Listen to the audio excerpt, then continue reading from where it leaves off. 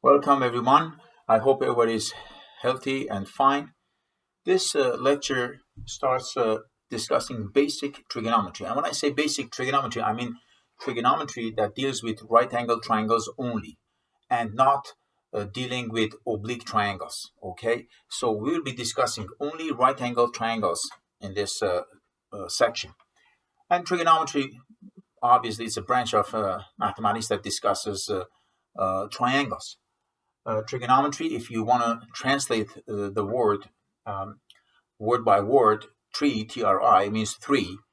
Gono or gono means angle in Latin, and metri comes from the word measurement. So it means that if you translate it, it would be triangle measurement, basically. That's the name where it's coming from. But it's a branch of mathematics that discusses relationships among the three angles and three sides of a triangle, any kind of triangle. So we're starting with a right angle triangle. As I said, I have already drawn a right angle triangle. We know that we use capital letters to denote the vertices and the angles in any triangle. So you see I'm using capital letters here. This is angle A, angle C, which is the right angle, that's 90 degrees, and angle B at the corner. And we use letters, lowercase letters, to represent side lengths. This is a universal convention. Wherever in the world, Japan, China, I don't know, Middle East, South America, wherever you go, this is the universal convention. When you write lowercase b, people understand you talk about side length. When you write capital B, people think, okay, you're mentioning an angle somewhere. Okay, so now in this triangle, we have only three sides, obviously. Two sides, two legs of the right angle triangle, and one hypotenuse, right? And we have three ratios here we want to discuss. One ratio is ratio of side A to side C. In other words, side BC over side AB. Now, if you look at angle A, the side opposite angle A is side BC, which, as I said, is denoted by lowercase a. And AB is the hypotenuse, denoted by lowercase c. So this ratio of opposite side over hypotenuse, opposite to angle A, is defined as sine of angle A. So I'm going to write down here sine of angle A. The name is sine, the symbol is sin, S-I-N. I repeat, the name is sine, but the symbol is S-I-N. So we read this as sine of angle A, and that is nothing but the ratio of two sides.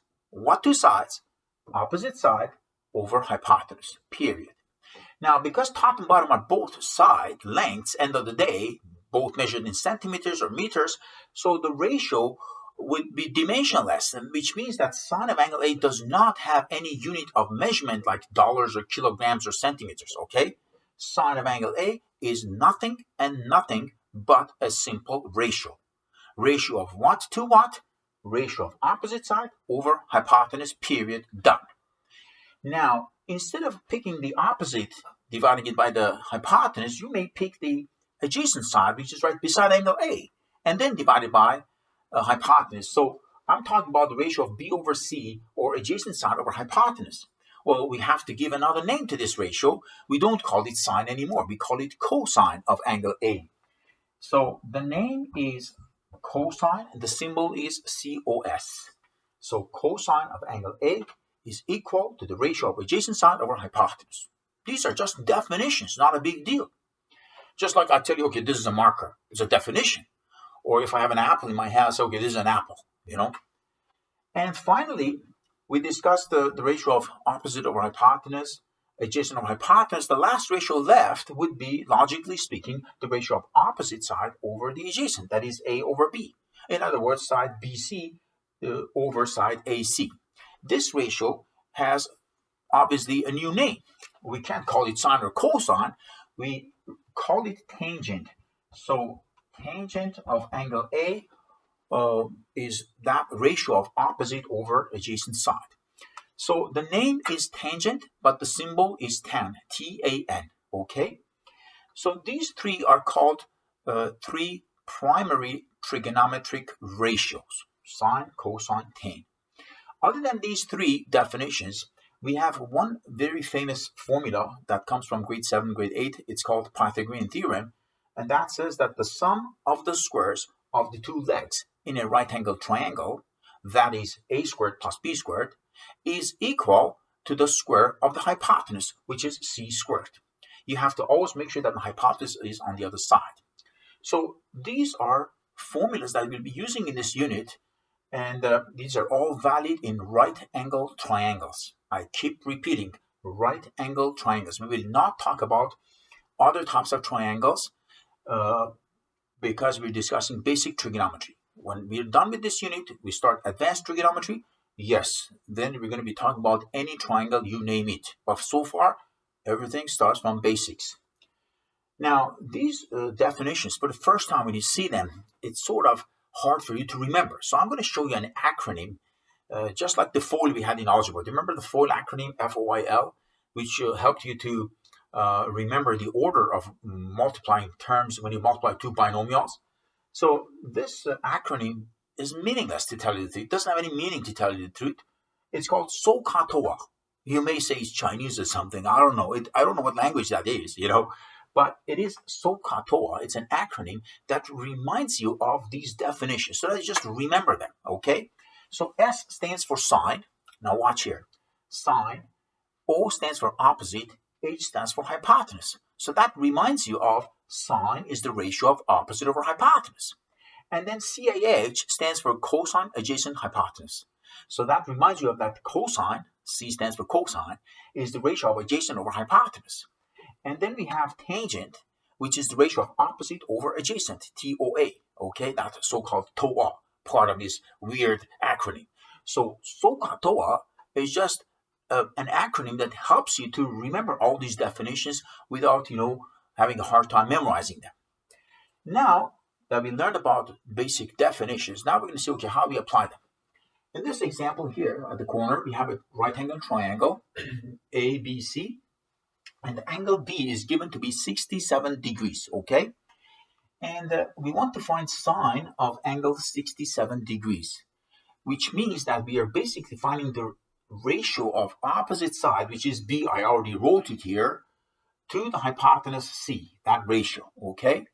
So now we need a calculator, and on the calculator, you make sure that your calculator is in the degree mode, and you punch in sine, and then 67 degrees.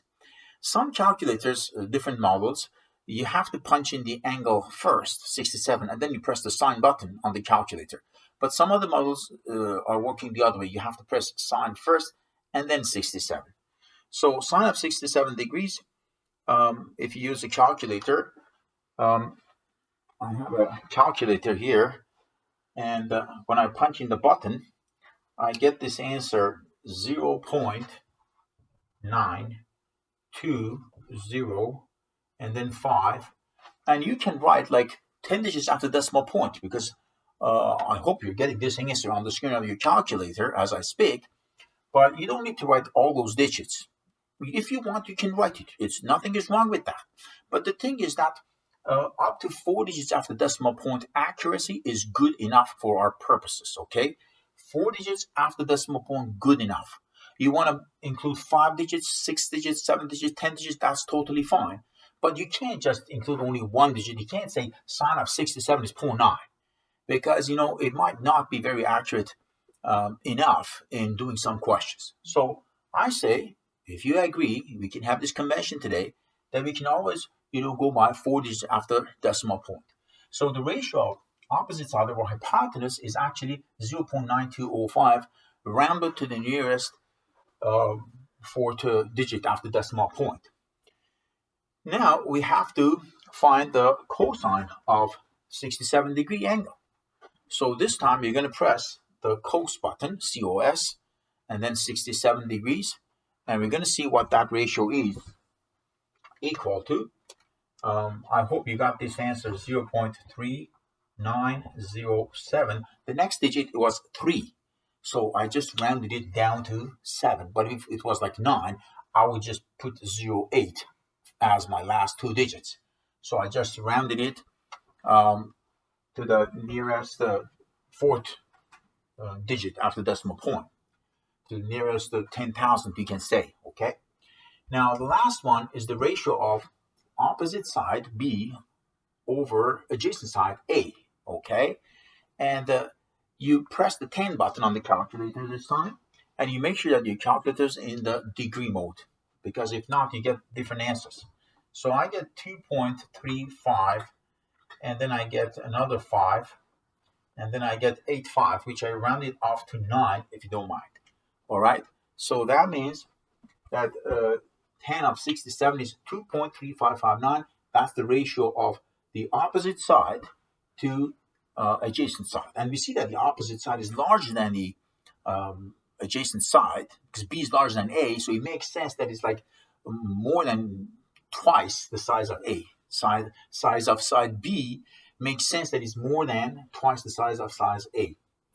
So that's what we did. Now, the other angle, angle A, here, we can find its measure because we have 90 degrees, we have 67. The sum of the interior angles in any triangle is 180 degrees. Everybody walking on the streets nowadays knows that, okay? Everybody knows.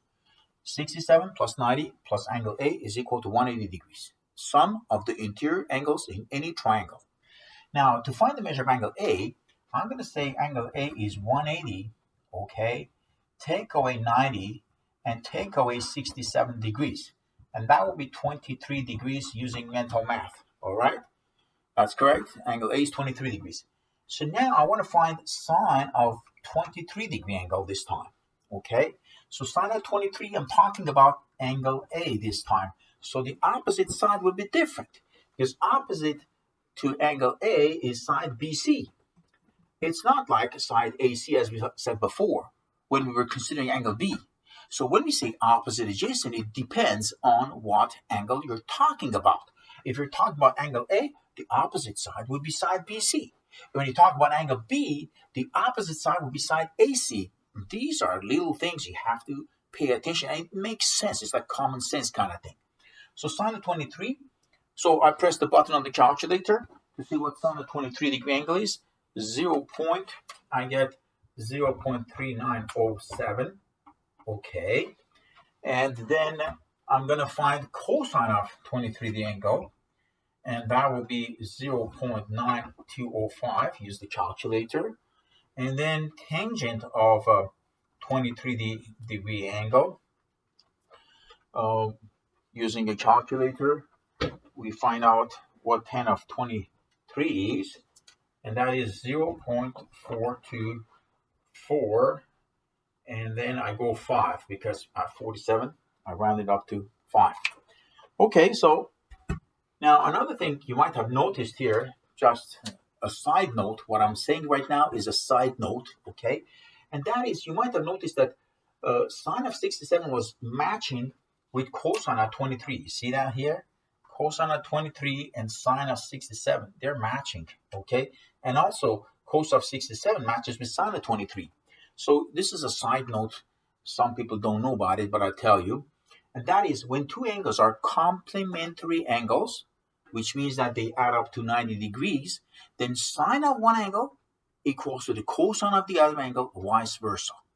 So sine of 67 is the same as cosine of 23.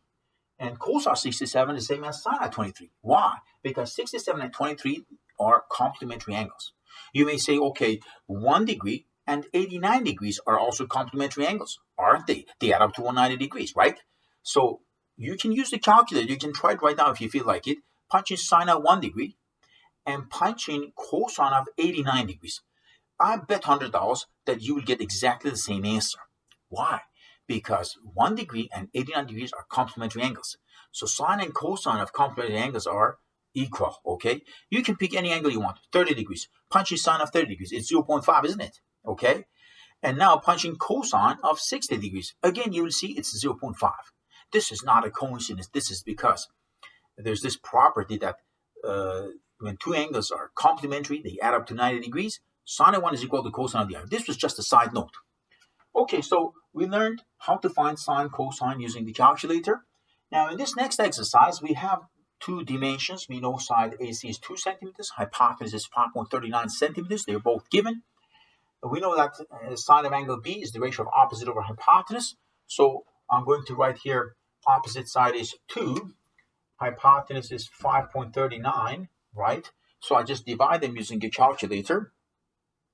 And I think the answer would be, if you divide, it would be 0.37105755139. This time I wrote all of them, although I didn't have to, but I wrote all of them.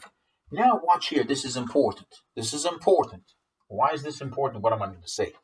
Because we are trying to find angle B this time. All right? We don't want to find sine of angle B. We already know the sine of angle B. It's like 0.37 right there. But we want to find the measure of angle B itself. Therefore, we are going to use the inverse sign and pressing the inverse button on the calculator. And the symbol looks like this, inverse sine of 0.37105, whatever the number is. And on the calculator, you have to press the shift button or the inverse button or the red button, whatever that is, depending on the model of calculator you're using. And then you press the sign. So that is inverse sine of this number.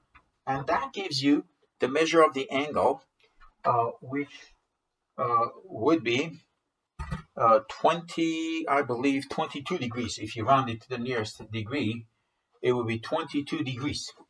Okay? We are rounding to the nearest degree. Okay? But it could be like 21.9 degree, whatever. But I just rounded it to the nearest degree.